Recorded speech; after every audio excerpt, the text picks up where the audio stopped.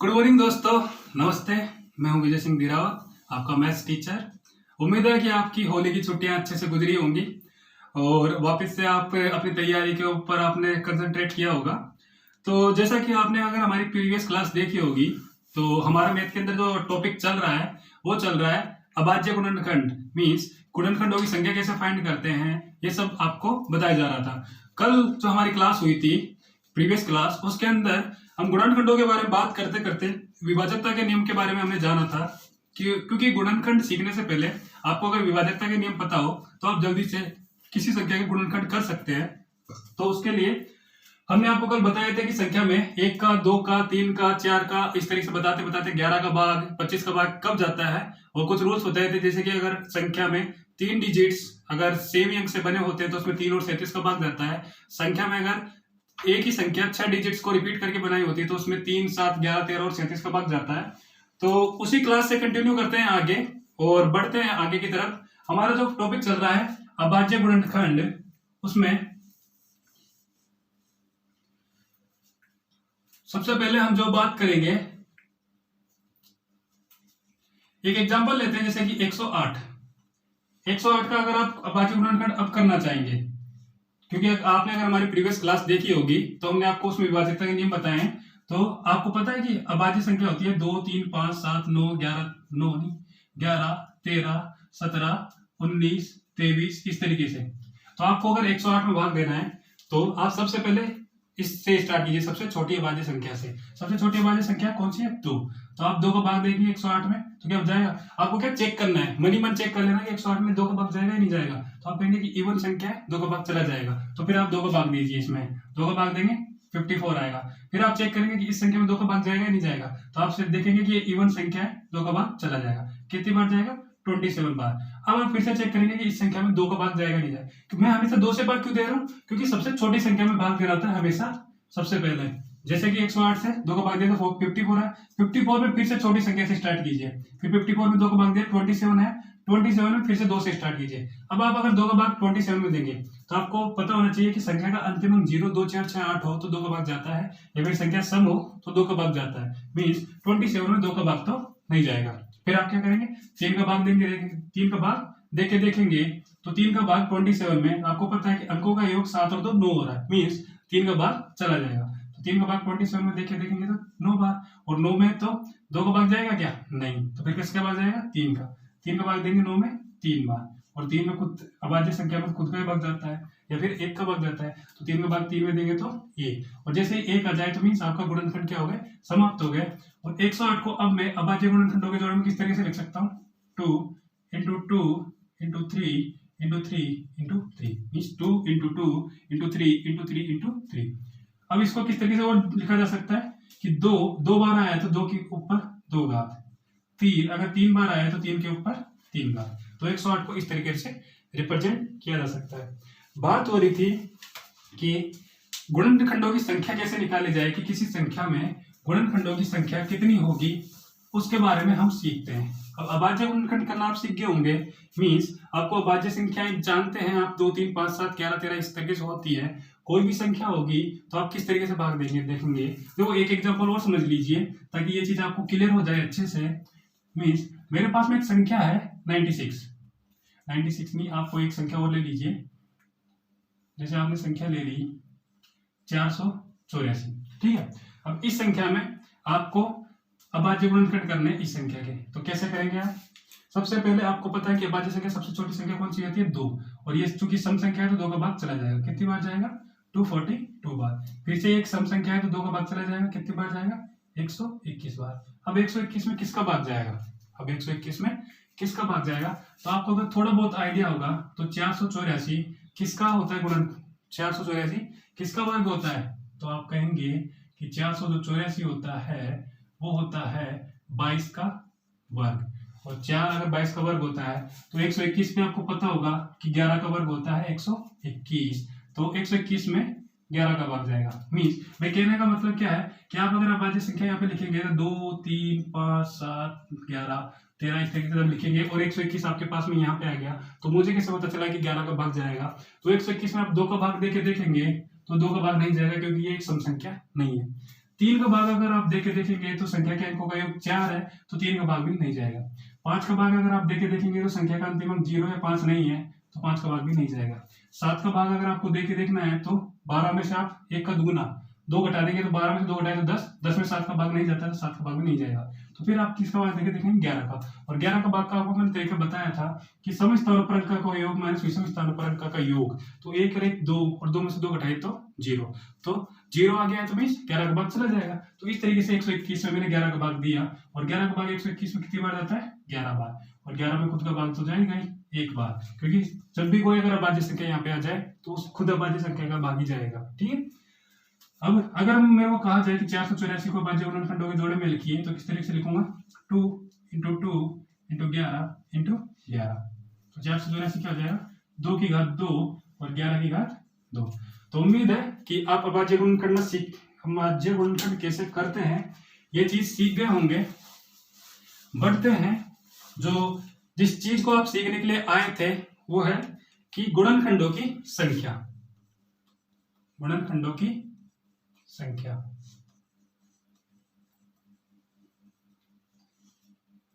किसी संख्या में कितने गुणनखंड होंगे ये चीज अगर हमको फाइंड करनी हो तो अब हम बार बार में किसी संख्या में भाग देके तो देखेंगे नहीं, तो हमें क्या होता है जैसे कि अगर कोई संख्या इस तरीके से लिखी होती है n बराबर a की पावर p गुणा b की पावर q इंटू c की पावर r इंटू d की पावर s।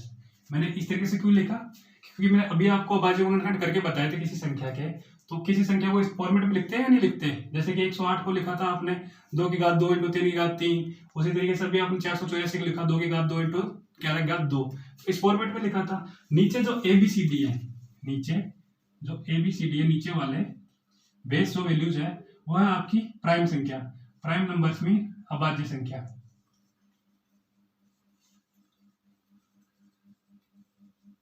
और जो P, Q, R और S है वो है आपकी घातें, और घातें कुछ भी नेचुरल नंबर आपकी हो सकती है। ठीक है, ABCD क्या है आपकी हमेशा प्राइम संख्या रहेगी, और P, Q, R, S कुछ भी आपकी घात हो सकती है, जैसे कि 1 2 3 4 5 6 7 में कुछ भी। कहने का मतलब यह है कि अगर एग्जाम्पल से पहले मैं आपको बताना चाह रहा था कि गुणनखंडों की संख्या, तो इस संख्या n के अंदर आपको अगर गुणनखंडों की संख्या निकालनी हो, गुणनखंडों की मीन्स कुल गुणनखंडों की संख्या, कुल गुणनखंडों की संख्या अगर आपको निकालनी हो, टोटल फैक्टर्स आपको फाइंड करने हो, तो किस तरीके से फाइंड करेंगे, तो आप करेंगे कि जो घातें हैं उनमें एक जोड़ेंगे, घातों में क्या करेंगे एक जोड़ेंगे। जैसे कि P में मैंने एक जोड़ दिया ब्रैकेट, Q में मैंने एक जोड़ दिया ब्रैकेट, R में मैंने एक जोड़ दिया ब्रैकेट, और S में मैंने एक जोड़ दिया ब्रैकेट। अब ये जो सारे ब्रैकेट्स तैयार हो गए हैं आपके, मतलब घातों में एक एक जोड़ के आपको क्या कर देना है, इन सभी का गुणा कर देना है। क्या कर देना है, गुणा कर देना है, और गुणा करने पर जो वैल्यू जो आएगी वो होगी आपके टोटल फैक्टर्स की संख्या। ये चीज आपको समझ में नहीं आई होगी या फिर थोड़ा बहुत आपके समझ में आई होगी, तो इस चीज को एग्जांपल से समझिए। एग्जांपल से चीजें क्या थोड़ी ज्यादा क्लियर होती है। और अगर आपको नहीं समझ में आया तो थोड़ी सी हमारी क्लास को रिवाइंड करके देखिए पीछे, तो आपको ये चीज समझ में आएगी कि मैं क्या कहना चाह रहा हूं। देखिए हम यहाँ पे निकाल रहे हैं गुणनखंडों की संख्या। क्या निकाल रहे हैं, गुणनखंडों की संख्या, कुल गुणनखंडों की संख्या। अब मेरे पास में जैसे मैंने अभी थोड़ी देर पहले आपको एग्जांपल बताया 108, 108 को कैसे लिखा था आपने 2 की घात 2 और 3 की घात 3। अभी आपने अभाज्य गुणन किए थे थोड़ी देर पहले। 108 को अगर आपने 2 की घात 2 और 3 की घात 3 लिखा और मुझसे पूछा गया कि कुल गुणनखंड निकालिए इसके कितने होंगे, तो आप कहेंगे कि 2 में 1 जोड़ दीजिए, 2 में 1 जोड़ दीजिए, और 3 में 1 जोड़ दीजिए। 3 में आपने 1 जोड़ दिया, तो इस तरीके से 2 और 1 3 हो गया, और 3 और 1 4 हो गया, ये कर दिया आपने 12। तो आपके टोटल जो गुणनखंड निकल के आएंगे वो निकल के आएंगे 12। अभी 12 गुणनखंड कैसे निकल के आते हैं, देखिए जैसे 108 है, इस 108 में किस किस का भाग जा सकता है, तो आप कहेंगे सर 1 का, 2 का, 3 का, 4 का, और किसका जा सकता है 6 का, और इसके अलावा 12 का, 18 का, 36 का, 54 का, 108 का। क्या इसके अलावा कोई और संख्या भी रहेगी जिसका भाग जाता है, आप कहेंगे शायद 24 का भाग भी इसमें चले जाता है। नहीं, 24 का भाग नहीं जाता, 4 और 4 8 और 2 10, दो संख्या ऐसी और बच गई जिसका इसमें भाग जाएगा, तो आप कहेंगे एक 8 है जिसका और भाग जाएगा इसके अंदर, और एक और संख्या बच जाएगी 9 का। देखिए 1 का, 2 का, 3 का, 4 का, 6 का, 8 का, 9 का, 12 का, 18, 36, 54 और 108। ये 12 संख्या हुई, तो 108 के ये 12 गुणनखंड हो जाएंगे। इस तरीके से हमारे जो निकल के आते हैं कुल गुणनखंडों की संख्या वो आती है 12। अब आपको हमेशा बार बार में ये चीजें चेक नहीं करनी होती। आपको अगर बोल दिया जाए कि 108 के टोटल फैक्टर्स कैसे होंगे, तो आप इस तरीके से निकालेंगे। 108 को पहले अभाज्य गुणनखंड कीजिए, उसके अभाज्य गुणनखंडों को घातों की फॉर्मेट में लिखिए और घातों की फॉर्मेट में एक जोड़ के उनका मल्टीप्लाई कर दीजिए। देखिए एक और एग्जांपल है, समझिए इस चीज को। कुछ अभी आपको मैं बताया 484 को आपने क्या लिखा था, 2 की घात 2 इंटू 11 की घात 2। इसमें आपको बताना था कि टोटल जो कुल गुणनखंड होंगे वो क्या होंगे, टोटल फैक्टर्स आपको निकालने होंगे इसके, तो कितने होंगे। तो आप क्या करेंगे, 2 में 1 जोड़ेंगे इंटू इस 2 में एक और जोड़ेंगे, और इन दोनों का क्या करना है आपको, इंटू करना है। तो ये 3 हो गया, ये भी 3 हो गया, और 3 को 3 से मल्टीप्लाई करते हैं तो 9। तो इस तरीके से 484 के गुणनखंडों की संख्या कितनी हो जाएगी, 9। तो आप इस तरीके से किसी भी संख्या के गुणनखंड निकाल सकते हैं। कोई संख्या है n, उसको अगर मैं इस तरीके से a की पावर p, b की पावर q, c की पावर r इंटू d की पावर s फॉर्मेट में लिख दूं, तो इसके टोटल फैक्टर्स अगर आपको काउंट करने हो तो आप कैसे काउंट करेंगे, p में 1 जोड़िए, ठीक है, गुणा कीजिए क्योंकि +1 करके, इंटू r में 1 जोड़ के, और गुणा कीजिए s में 1 जोड़ के। इस तरीके से ये जो वैल्यू निकल के आएगी वो आपके टोटल फैक्टर्स निकल के आ जाएंगे। बढ़ते हैं हमारे नेक्स्ट टॉपिक के अंदर कि किसी संख्या में अभाज्य गुणनखंडों की संख्या कैसे निकालते हैं। मींस अब आपको फाइंड करना सिखा रहे हैं हम अभाज्य गुणनखंडों की संख्या, नंबर ऑफ प्राइम फैक्टर। अभाज्य गुणनखंडों की संख्या, नंबर ऑफ प्राइम फैक्टर। कोई संख्या आपको दे दी जाए, कोई भी संख्या, जैसे कि 216 आपको संख्या दे दी गई, इस संख्या के प्राइम फैक्टर्स कितने होंगे, अभाज्य गुणनखंड कितने होंगे, ये आपसे अगर पूछ लिया जाए तो आप किस तरीके से फाइंड करेंगे। देखिए एक मेथड होता है कि कोई भी संख्या n है, उसको अगर आप प्राइम उसमें फॉर्मेट में लिख सकते हैं कि a की पावर p इंटू b की पावर q इंटू c की पावर r इंटू d की पावर s। इस फॉर्मेट में अगर आप इस संख्या को लिख सकते हैं, और ये फॉर्मेट कौन सा है कि a b c और d, a b c d क्या है आपके प्राइम नंबर्स है, आपको केवल प्राइम नंबर्स के मल्टीपल में लिखना है।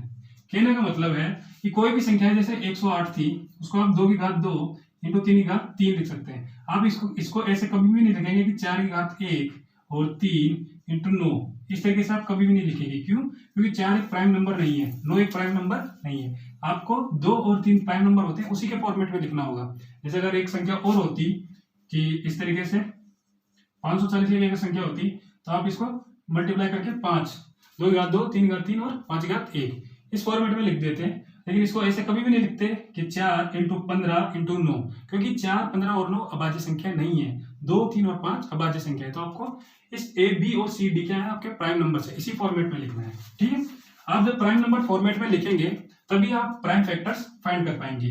तो नंबर ऑफ प्राइम फैक्टर्स अभाज्य गुणनखंडों की संख्या।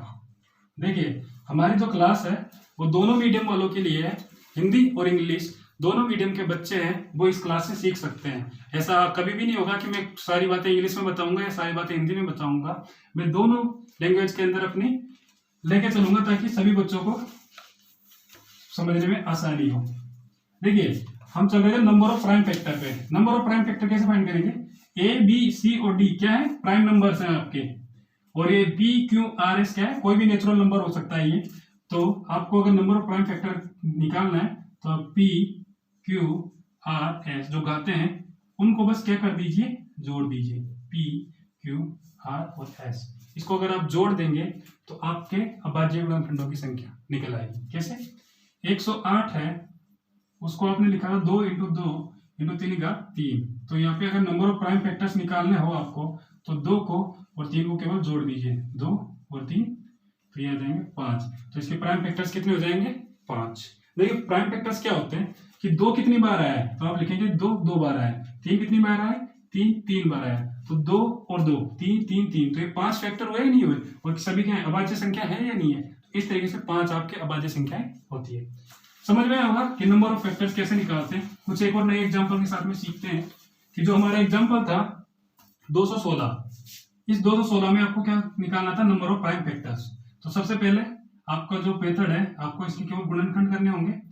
चूंकि ये एक इवन नंबर है, 2 से भाग दीजिए, 2 का भाग 10 देंगे तो 108 आ जाएगा, फिर आप 2 का भाग देंगे 54 आ जाएगा, फिर आप 2 का भाग देंगे 27 आ जाएगा, और 27 आ गया है तो 2 का भाग जाएगा नहीं क्योंकि सम संख्या नहीं है। फिर आप 3 का भाग देके देखेंगे तो 3 का भाग चला जाएगा, कितनी बार जाएगा, 9 बार, और 9 में आप जानते हैं 3 का भाग जाता है, फिर 3 आ जाएगा, प्राइम नंबर कोई भी आ जाए तो खुद प्राइम नंबर का भाग देते हैं, और जब लास्ट में 1 आ जाए मीन्स आपके भाज्य गुणनखंड पूरे हो गए। तो अब मुझे 216 को किस तरीके से लिख सकता हूँ, तो 216 को 2 into 2 into 2 3 into 3 into 3 means 2 into 2 into 2 3 into 3 into 3। 2 कितनी बार है, 3 बार, और 3 कितनी बार, 3 बार। 216 को इस फॉर्मेट में लिखा जा सकता है। अब अगर मेरे को टोटल फैक्टर फाइंड करने हो, तो टोटल फैक्टर का मैंने आपको मेथड बताया है कि घात में 1 जोड़िए, इस घात में भी 1 जोड़िए, और दोनों में क्या कर दीजिए, गुणा। तो 4 को 4 से गुणा करेंगे तो 16 आपके क्या आ जाएंगे, नंबर ऑफ टोटल फैक्टर। लेकिन अगर आपको प्राइम फैक्टर फाइंड करने हो, तो प्राइम फैक्टर कैसे फाइंड करते हैं कि घात जो होती है उनको केवल जोड़ दीजिए। तो 3 को 3 में जोड़ा तो 6, तो प्राइम फैक्टर हो जाएंगे 6 और टोटल फैक्टर हो जाएंगे 16। उम्मीद है ये चीज समझ में आई होगी कि नंबर ऑफ प्राइम फैक्टर्स कैसे फाइंड करते हैं। एक और एग्जांपल से समझिए ताकि ये चीज हमेशा के लिए क्लियर हो जाए, वापिस से कहीं पे आपको दोबारा देखने की जरूरत ना पड़े और एग्जाम में आप इसको भूले ना। देखिए एक और एग्जांपल लेते हैं, जैसे कि एग्जांपल ले लिया हमने, कोई भी एक सा एग्जांपल ले लीजिए जिसमें ज्यादा हो। 196 आपने ले लिया, 196 एक संख्या ली है, इसका आपको क्या करना है, सबसे पहले तो भाज्य गुणनखंड फाइंड करने, तो 2 का भाग देंगे कितनी बार जाएगा, 98 बार, फिर 2 का भाग देंगे तो 49 बार, और जैसे आपने 49 देखा 49, तो आपको पता है कि 49 में सातों साथी 49 होता है। लेकिन अगर आपको ये चीज क्लिक नहीं कर रही है तो आप 2 का भाग देके दीजिए, 3 का देके देख लीजिए, 4 का, 5 का, 6 का, इन सभी का भाग नहीं जाएगा, सीधा भाग जाएगा तो जाएगा 7 का। कैसे, क्योंकि 4 और 9 इस संख्या में 49 में 7 का भाग ही जाता है, और 7 का भाग 49 में गया कितनी बार, 7 बार, 7 का भाग 7 में 1 बार, और जैसे ही 1 आ गया भाज्य गुणनखंड खत्म हो गए। तो 196 को कैसे लिख सकता हूँ, 2 इंटू 2 इंटू 7 इंटू 7, तो 2 इंटू 2 इंटू 7 इंटू 7 मीन्स 2 की घात 2 और 7 की घात 2। तो इस तरीके से 196 को इस तरीके से लिखा जा सकता है। अगर मुझसे नंबर ऑफ टोटल फैक्टर पूछे जाए, जो कि अभी आपको बताया है कि घातों में 1 जोड़ के मल्टीप्लाई, तो 2 में आप 1 जोड़िए प्लस दूसरे वाले 2 में 1 जोड़िए और इन दोनों को मल्टीप्लाई, तो 3 को 3 से मल्टीप्लाई करेंगे तो नहीं। अगर नंबर ऑफ प्राइम फैक्टर्स पूछे जाए, मतलब अभाज्य गुणनखंडों की संख्या, तो किस तरीके से फाइंड करेंगे, घातों को सीधे जोड़ दीजिए, तो 2 और 2 4, तो आपके जो प्राइम फैक्टर्स हो जाएंगे वो कितने हो जाएंगे, 4। बढ़ते हैं आगे। अब आपको हम सिखाएंगे कि किसी संख्या के सम फैक्टर निकालने हो या विषम फैक्टर निकालने हो तो वो किस तरीके से निकालते हैं। मींस सम और विषम गुणनखंडों की संख्या। कहने का मतलब है कि कोई संख्या है, उसके गुणनखंड जो होते हैं उनमें कितने सम होंगे और कितने विषम होंगे, ये चीज अगर हमको फाइंड करनी हो तो उसका मेथड सीखिए। तो उससे अभी आपने सीखा कि कोई संख्या अगर n है वो इस फॉर्मेट में लिखी हुई है। अभी तक जो आपने सीखा वो मैं बता देता हूँ कि टोटल फैक्टर्स अगर आपको फाइंड करने हैं तो आप क्या करते हैं, p की घात में 1 जोड़ देते हैं, q में 1 जोड़ के मल्टीप्लाई, फिर r में 1 जोड़ के मल्टीप्लाई और s में 1 जोड़ के मल्टीप्लाई। इन सभी का मल्टीपल करते हैं या नहीं करते, ठीक। अब अगर आपको नंबर ऑफ ऑड फैक्टर निकालना हो, मींस विषम गुणनखंडों की संख्या, किसकी, विषम गुणनखंडों की संख्या अगर फाइंड करनी हो तो किस तरीके से फाइंड करेंगे। तो विषम गुणनखंडों की संख्या फाइंड करने का जो तरीका है वो है कि यहाँ पे a b c और d। अब देखिए मैंने आपको बताया a b और c और d ये क्या होने चाहिए, प्राइम नंबर्स होने चाहिए। अब ए बी सी डी में से प्राइम नंबर्स, अब जब मैंने आपको क्लास 1 में बताया था क्लास 2 के अंदर कि दो एकमात्र संख्या है, ऐसी संख्या जो कि अभाज्य संख्या है और सम संख्या भी है, मींस दो एकमात्र सम अभाज्य संख्या है, इसके अलावा बाकी सभी विषम अभाज्य संख्याएं होती है। तो वो जो क्लास 2 में बात कही गई थी वो यहाँ पे काम आएगी कि दो एकमात्र अभाज्य सम संख्या है, सम अभाज्य संख्या। अब इनमें ए बी सी और डी में से कोई भी अगर दो हो, तो दो तो क्या होता है, सम होता है। तो सम वाले को छोड़ दीजिए और विषम वाली घातों पे बात कीजिए। मींस अगर मैं मान लूं कि ए की वैल्यू कितनी है, 2 है थोड़ी देर के लिए, बी की 3, सी की 5 और डी की 7, इस तरीके से कुछ है, तो आप सम वाले को छोड़ दीजिए क्योंकि सम की घात कितनी है, पी, तो इसको छोड़ दीजिए और बाकी विषम वाले पे बात कीजिए कि 3 की घात कितनी है, क्यू, तो क्यू में 1 जोड़ दीजिए, मल्टीप्लाई कीजिए, 5 की घात है आर, तो आर में 1 जोड़ दीजिए और इसकी 7 की घात है एस, तो इसमें एस में 1 जोड़ दीजिए। मींस कहने का मतलब है कि आपको अगर विषम गुणनखंड निकालने हैं तो विषम अभाज्य संख्याओं की जो घातें हैं उनमें 1 जोड़ के गुणा करना है, ठीक है। अब इसका मतलब ये नहीं है कि सम गुणनखंडों की संख्या अगर निकालनी हो तो सम संख्या की जो घात है उसमें +1 कर दीजिए, ये कतई मत करिएगा, आपका क्वेश्चन गलत हो जाएगा। देखिए विषम गुणनखंडों की संख्या तो इस तरीके से फाइंड कर सकते हैं, लेकिन अगर सम गुणनखंडों की संख्या निकालनी हो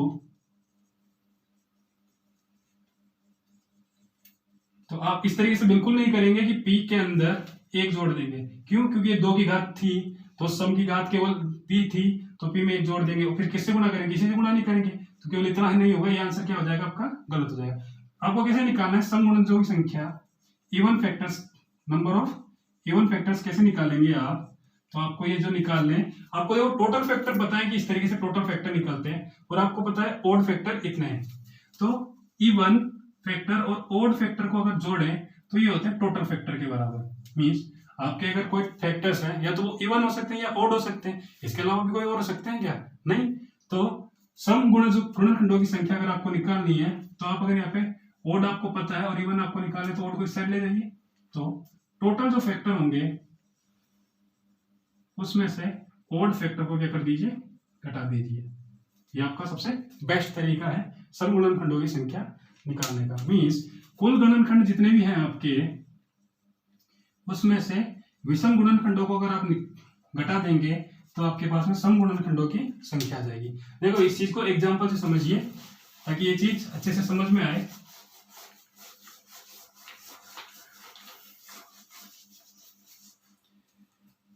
देखिए कोई एग्जांपल लेता हूं मैं,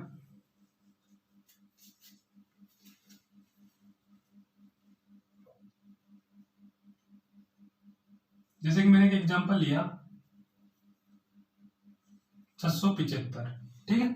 675 एक संख्या है जिसके मुझे क्या निकालने हैं, सभी निकालने हैं, टोटल फैक्टर्स भी निकालने हैं, प्राइम फैक्टर्स भी निकालने हैं, इवन फैक्टर्स भी निकालने हैं और ऑड फैक्टर्स भी निकालने हैं।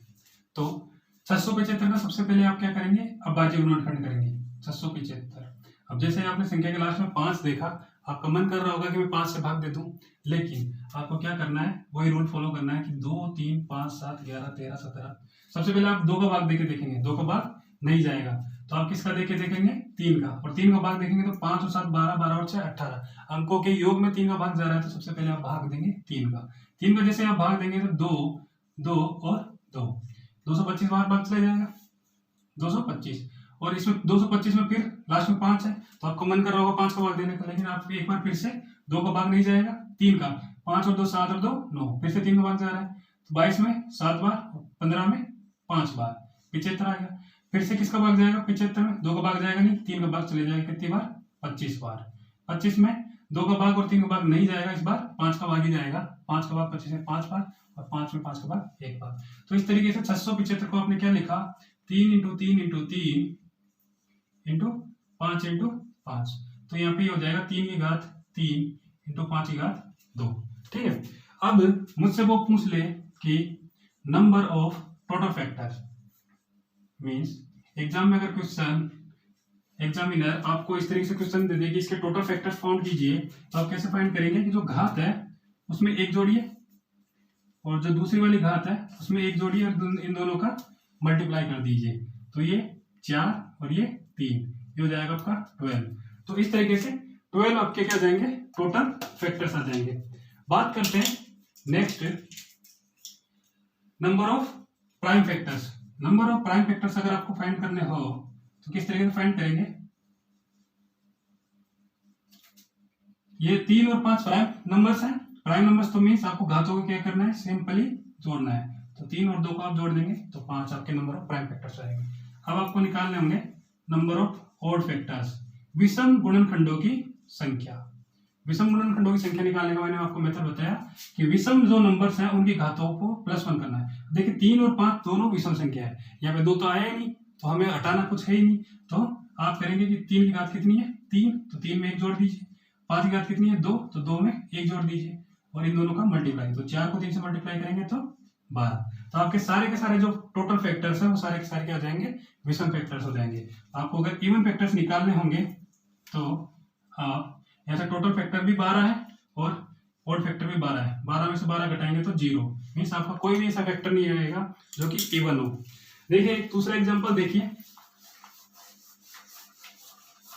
ताकि चीजें और अच्छे से क्लियर हो पाए।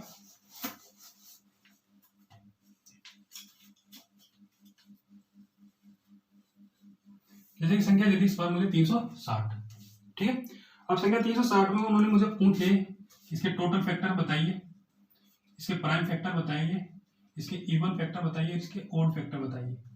Means number of total factors, सभी गुणनखंडों की संख्या, सभी अभाज्य गुणनखंडों की संख्या, सभी सम गुणनखंडों की संख्या और सभी विषम गुणनखंडों की संख्या बतानी है। सबसे पहले जो आपको करना है 360 के आप क्या करेंगे, गुणनखंड करेंगे। 2 का भाग 360 में 180 बार, 2 का भाग 180 में 9 बार, 2 का भाग 90 में 45 बार, 45 में 3 का भाग 15 बार, 3 का भाग 15 में 5 बार और 5 का भाग 5 में 1 बार। अब ये मैंने कैसे कर दिया, आपको वही मेथड फॉलो करना है कि सबसे पहले 2 का भाग देके देखना, 2 का भाग जा रहा है तो 2 का देंगे। अगर 2 का भाग जब नहीं जा रहा होगा, क्योंकि ये सभी में 0 0 0 सभी सम संख्या है और सभी सम संख्याओं में 2 का भाग जाता है। उसके बाद जैसे 45 पे आया तो अंकों का योग करेंगे आप, 5 और 4 9, क्योंकि ये सम संख्या तो नहीं है, 2 का भाग तो जाएगा नहीं, तो अंकों का योग करके देखेंगे 9, तो 9 में 3 का भाग चला जाएगा तो 3 का देखें। फिर 15, फिर 3 का भाग चला जाएगा, फिर 5, तो 5 2 में 3 और भाग 3 का भाग जाएगा नहीं, और अभाज्य संख्या में केवल अभाज्य संख्या का भाग जाता है तो 1 का भाग देंगे। तो 360 को आप क्या लिख सकते हैं, 2 × 2 × 2 मीन्स 2 की घात 3 इंटू 3 × 3 मतलब 3 की घात 2 इंटू 5 5 की घात 1, इस तरीके से लिख सकते हैं। अब आपको अगर number of total factors find करने हैं, number of total factors find करने हैं तो कैसे फाइंड करेंगे। यहाँ पे 2 की घात कितनी है 3, तो 3 + 1, 3 की घात कितनी है 2, तो 2 + 1 और 5 की घात कितनी है 1, तो घात में 1 + 1 मीन घातों में 1 जोड़ के गुणा करना है। ये हो गया 4, ये हो गया 3 और ये हो गया 2, 4 3 12 12 दूनी 24, तो कुल गुणनखंडों की संख्या कितनी आ गई 24। अब आपको फाइंड करने होंगे नंबर ऑफ प्राइम फैक्टर्स। अगर 360 के आपको अभाज्य गुणनखंड फाइंड करना है तो किस तरह से फाइंड करते हैं, तो आपको पता है कि जो अभाज्य संख्याओं के फॉर्मेट में लिखा हुआ है, 2 अभाज्य संख्या है, 3 अभाज्य संख्या और 5 अभाज्य संख्या है, इनकी घातों के फॉर्मेट में लिखा हुआ है, तो घातों को क्या करना है सीधा जोड़ देना है। तो नंबर ऑफ प्राइम फैक्टर्स क्या जाएंगे, 2 की घात 3, 3 की घात 2 और 5 की घात 1, तो 3 2 और 1, अच्छा मतलब घातों को सिर्फ जोड़ देना, 3 को 2 को और 1 को।